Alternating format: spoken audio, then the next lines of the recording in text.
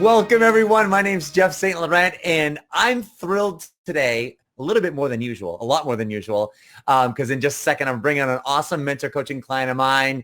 Before we get going with that, I want to just jump right into this. So I do record all of my Tuesday live shows. I put them on my university, on my website, sellingcoaching.com. A lot of great info there. I help coaches transition to a full-time business, and right on the homepage, you can start off with some great resource, or a great resource if you enter your name and email address. And that's, you'll get an audio program called Launching Your Full-Time Coaching Business, the First 3 Vital Steps. So go ahead and check that out. Also, go ahead and check out and visit my site, GoProChallenge.com. I have a fantastic 14-day GoPro challenge that's going to allow you as a coach to do more in 14 days, really, than you've probably done in years, that for most coaches, in getting your message out to the world and getting you a client and teaching the process to do so. With that being said, John Neral, welcome to the Tuesday Live Show.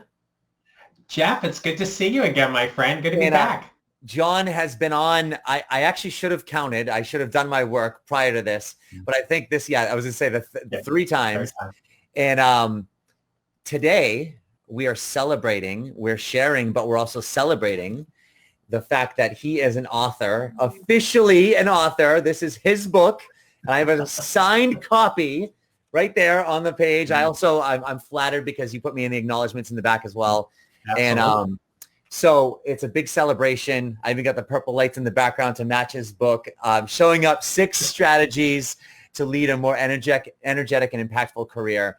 And so, John, first off, huge freaking congratulations on being a published author. Jeff, thank you so much for that. And you know, it goes without saying, I got here because of your coaching and your help and your mentoring along the way, because I vividly remember that coaching session where we talked about writing the book. Yeah. And so today is all about, just kind of sharing. We'll definitely want to share about the book, but also sharing kind of that path and your journey to there, because, there's a lot of coaches out there who are going to be watching this live, especially the recording, who are, everyone's got a book in them. I remember my mentor coach years ago, before I wrote my first book, this is back in 2007, 2008, he's like, Jeff, when are you going to write your first book? And I was like, oh, that's kind of the same thing I asked you. Right. So before we get into the book, because I've been going through the book and I want to talk about that because it's fantastic strategies in here, great content as well. I want to kind of talk about the journey to that. So to kind of tell that story, John, because I know you had me on your show, your 100th episode of your live show, I think a couple weeks ago. And tell them that story of the conversation we had where this kind of came to life. So you get an idea of kind of the beginning stages of this. Absolutely. So, we had been doing some work for a while, and it was about January of 2019, excuse me. And I remember coming to you and saying, you asked me, what do you want to work on today? And I said, I really want to talk to you about writing a book, because I'm wondering if now is really the right time to do it. And like you had mentioned about, we all have a book in us, and we got really clear about what was the purpose behind the book. And I had thought about it, but I wanted something to be both personal but professional, and something to be strategic and an easy read. And I remember you asked me, you're like, well, who's going to read the book?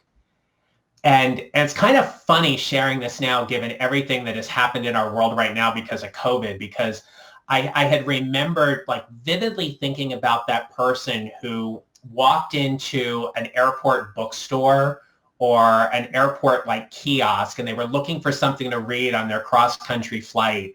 And they saw my book and they would pick it up. And by the time they got off the plane on the other side of the country, they had a whole bunch of things to think about because of the book. And so you helped me get really clear about understanding who is my target audience and who would I be writing the book to. And then it was just a matter of really kind of getting down to the nuts and bolts about the actual writing piece. Yeah. So talk about that. So now it's okay, we're committed to writing a book. Talk about the time frame. So if you remember, when you committed to writing it, how long was it before you actually had the book in your hands? Yeah. So it definitely took a little bit longer than I thought. so there were a couple of things behind that. So in my education life as a school teacher and an education consultant, I had written a bunch of books before. And in fact, I had written 2 books for Barron's as a state test prep guide. So I had some familiarity or experience in working with a publisher and meeting the deadlines and things. Though this was an independent self-published book, the first thing I did was I put a schedule together, and I was like, okay, so here's my timelines. And in all fairness, the goal was get the book written in 2019.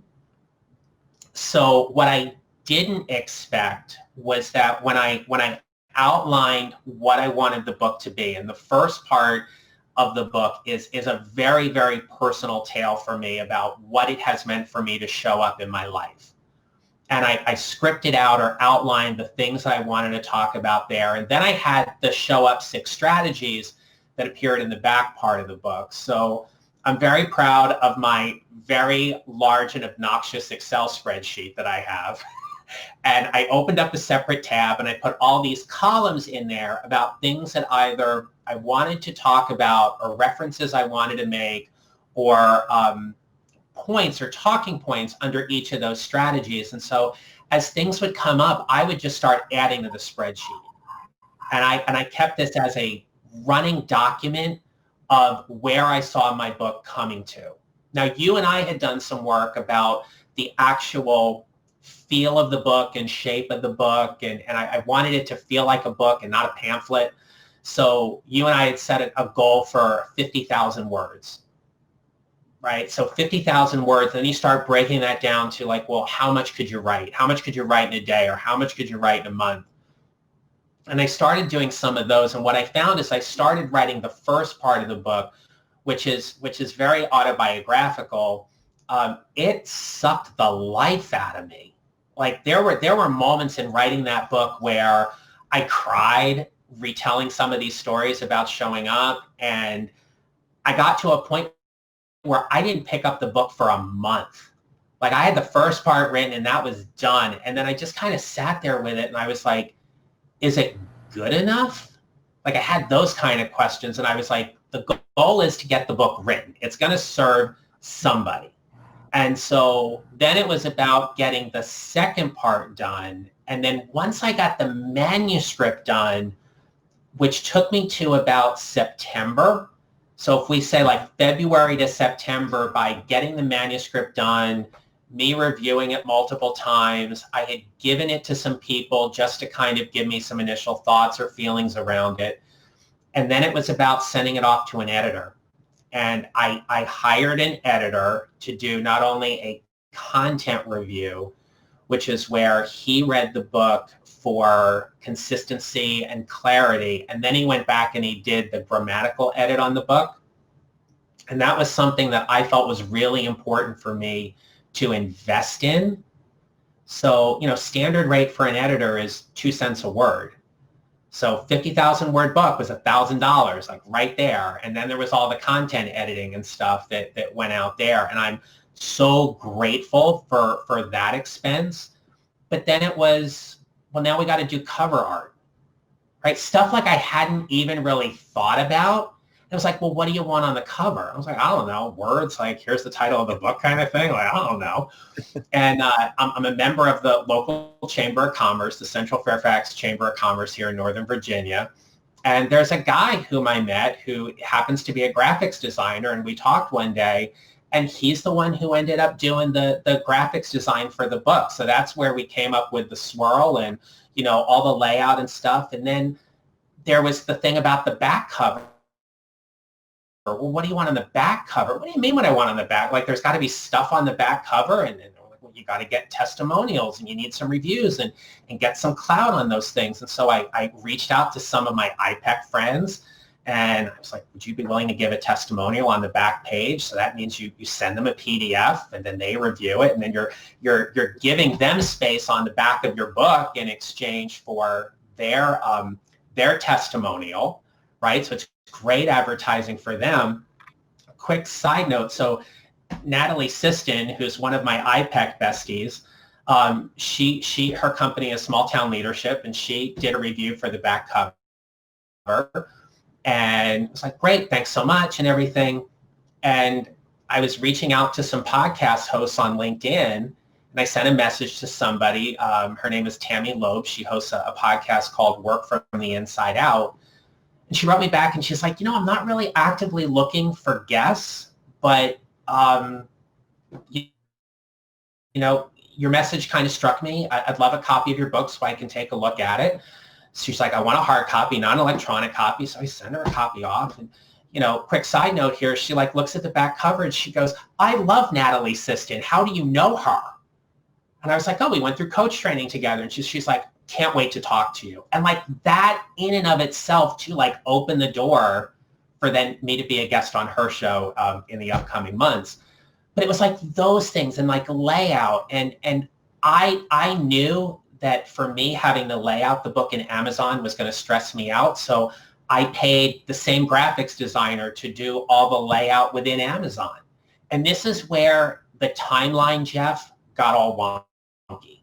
Because I had hoped that this book was going to be out New Year's Day. It didn't get published till the middle of April. So we had all of these things back and forth with the back cover, getting the testimonials and the reviews in and things. And then going through the whole process with Amazon, and this is where for me, knowing I was paying somebody to do this really helped. But there were things the inside margins, how far away from the spine of the book do you want the book so it reads easily? And making sure all of the hyphenation and the paginations were correct and things like that. I mean, we literally went through 5 different edits just getting it loaded into Amazon, which took far longer than I thought. But, then the book gets out there, and we were talking a little bit before we went live, because, market. You got to market the book, and you got to tell people about the book. And that was something else that was just really different in the whole process. But to have it done and to have it in hand, so proud of that work. Absolutely. Yeah. So proud. And in all that detail, I'll tell you, John, it shows up. I've seen a lot of books. It's not kind of in the screen now because I got a split screen with you, but I got a bookcase behind me and all the clients I've worked with and people over the years that I either met or that I keep all their books there. And, there's some books that come out really good. There's some books that come out good. And but this, you can tell all the details of it, the margins, everything you talked about, it looks really good. Not to mention the content, but that's a piece of it, is just the presentation of it, the weight of it, the way it's all laid out, the cover, does it look and feel like a book, we talked about, and those things that paid off. And the reality is and that's why I wanted to go through the time frames, is because we have expectations and we set up time frames for things, but so you wanted it out, at the beginning of the year, and then it came out, kind of 4 months later. But which is really, it's we think about it oh man, and it just took me so much longer. And then I kind of almost say it's all right, but it's 4 months, right? When you think about it. Well, and so then, it's not a long time frame. Right. And then, one of the things that we spent so much work on, and we talked about how we structure our day, right? And to this day, I still remember it's 60 to 70% marketing, 20 to 30% time with clients, and the 5 to 10% rather, or 20 to 30% clients, and the 5 to 10% worth of admin. And if you're getting bogged down, and you helped me through this, I was getting used to get bogged down a lot in the admin stuff, and you're market, get yourself out there. And so, this whole campaign around the book has been very organic, but it has driven home the whole point about how much in running a coaching business we really need to do in terms of marketing. And so it was every time I sent out an email, it would be giving them a little bit of an update about where the book was progressing. And then it was running a pre-sale campaign on the book where I offered people a signed copy, which in a lot of ways, just that in and of itself helped kind of offset some of the expenses I had in getting the book to print, right? So I sold, through my network and everything, it was 65 copies in the pre-sale that we ended up having, and it was just Richard and me, but I mean, we had this like party at home where we were like having this book signing party and stuffing envelopes and sending them all out, because when COVID hit, there was no way to do an in-person book signing. There were no book tours in person. That all of this stuff that I had been working on and planning, all that went away. So now it was a very much virtual, organic, grassroots effort in terms of promoting and marketing the book, because being in person right now wasn't an option. Mm-hmm. And that was something I hadn't even planned on. But then, you know, of course, COVID happened and just took Q2 out of 2020 real quick. So yeah, learn from that. And I think that's a piece where, you know, you're at now. It's like, now you've got a fantastic book, and now you're realizing it's like, okay, great, I've got a book, and it feels good and it's satisfying, it's fulfilling. But now it's just like, I got to market this thing. I've got to get this in front of people. I've got to let people know that. Talk about that for a little bit. Then I want to talk about the actual book itself. Yeah. So, I mean, the whole bit is simply telling people, hey, I've got this book, and here's how I think this book can help you. Yeah.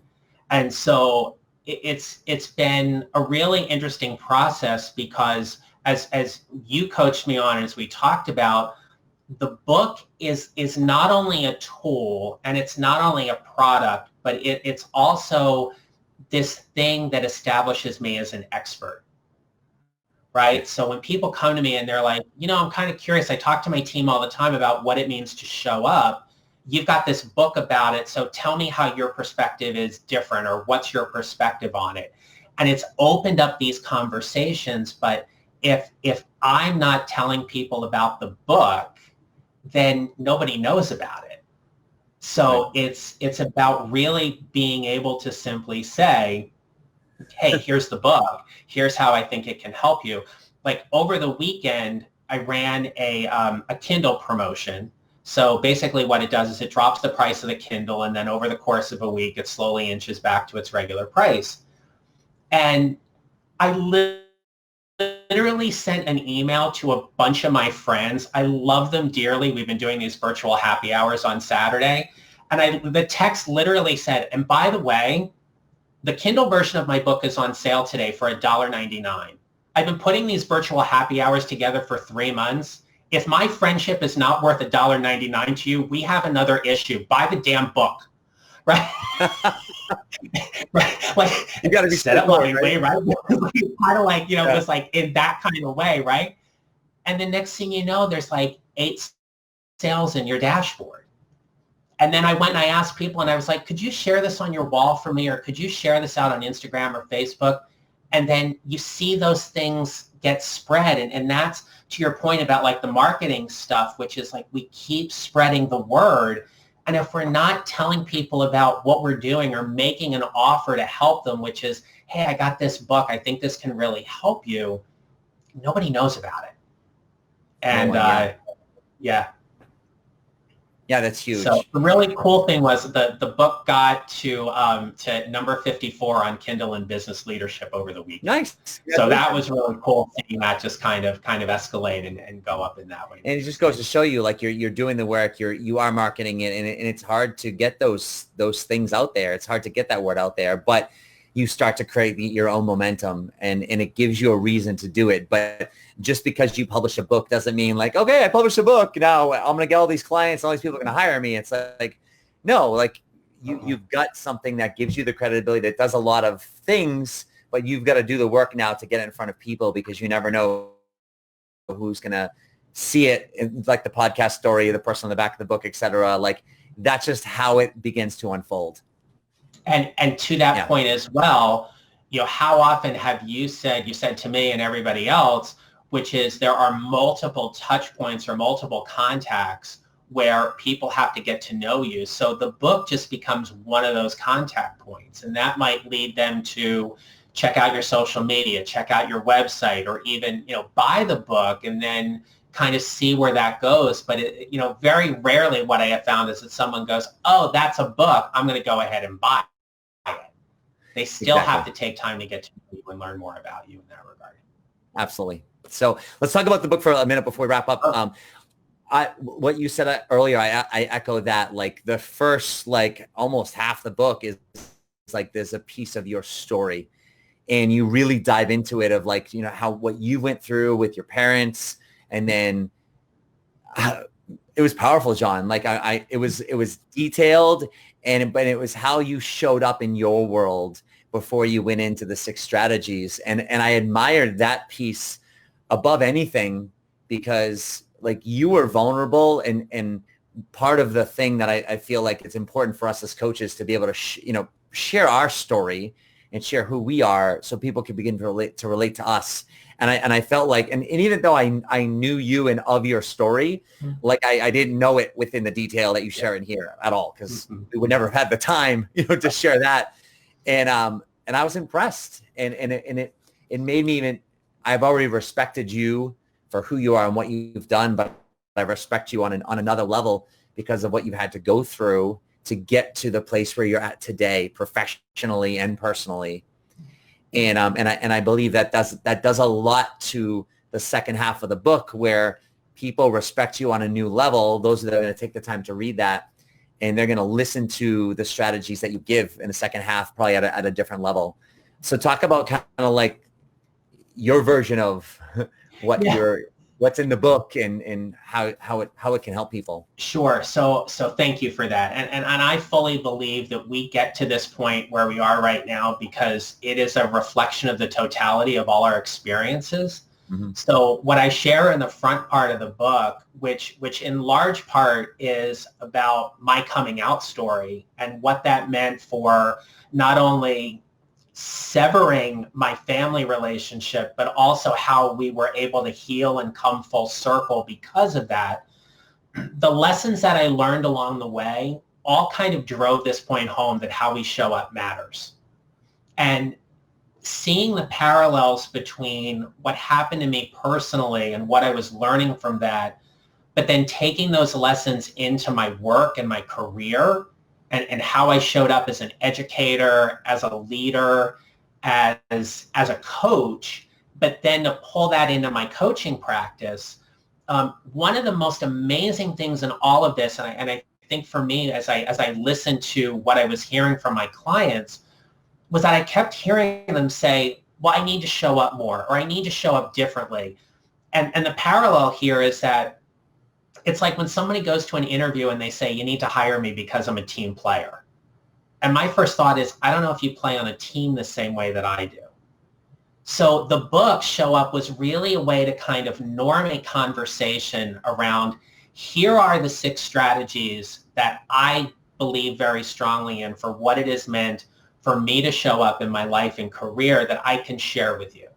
And let's coach around where these six particular strategies look like for you, and what's working well and what's not.